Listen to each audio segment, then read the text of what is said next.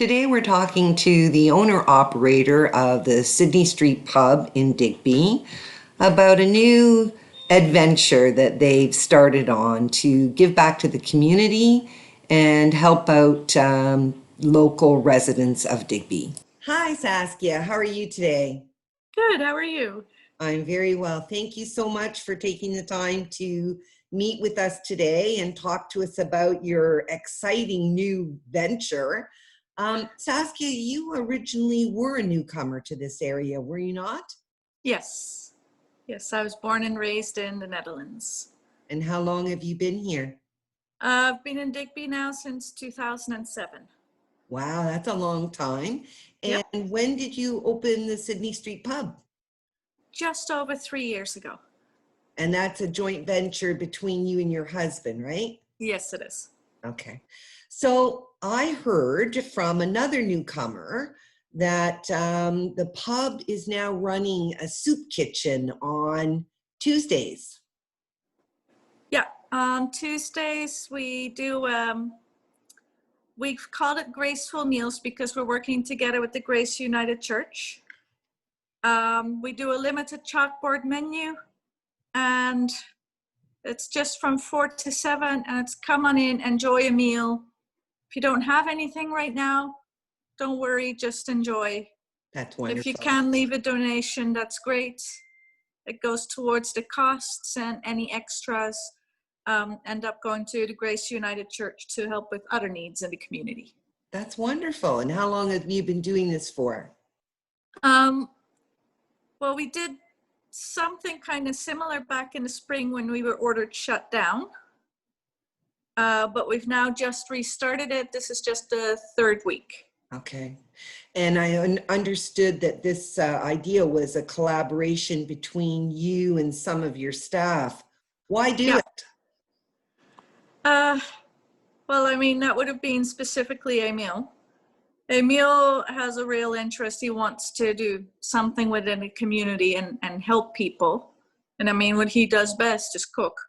It's that simple. And Emil's a newcomer as well, right? Yes. Yeah. So how's the turnout been so far? Been pretty good. We've done the first 2 weeks. We've had about 32 people or so each week. So wow. And if you weren't doing it this way, what was business like on Tuesdays before you started the soup kitchen? Well, we'd actually closed down on Tuesdays because Okay. it wasn't worth it for us to be open. Okay. Which kind of led to, well, you know, I have a time when the space sits empty. I may as well try and use it to do something good. Okay. And definitely offering people a meal, that's helping the community as a whole. I know when I read the article that was written up about this in the Chronicle Herald, that they said it was a goodwill offering. So what's your experience been with that? We've been able to cover our costs, and we've done enough that we managed to get a little bit of funds already towards, you know, the next time. So rather than me prepaying for stuff, there's now a little budget for me to pay stuff out of already. Oh, great. So, that's great. Yeah. And how do you feel that the running the soup kitchen has helped the pub?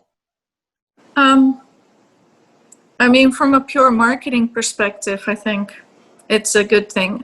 To me, any real pub, or, you know, the word pub comes from public house. It is a place for community to gather. It's a place for the community. Good. Like, that's the very basics of a pub. So for me to actually do something like this, you're just doing what, you know, my type of business is supposed to do.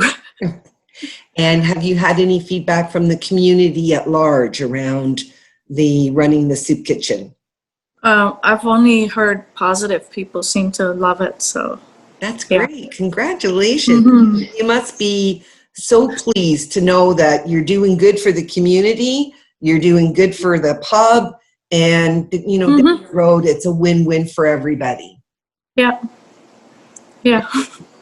Thank you very much. Is there anything else you wanted to share with me before I say goodbye? Nothing else I can really think of. Well, thank you for taking the time to speak with us. I really appreciate it. Yeah, thank you. Have a great afternoon. Good luck tonight. Thanks. Bye. Bye-bye. And here's what last night's soup kitchen actually looked like.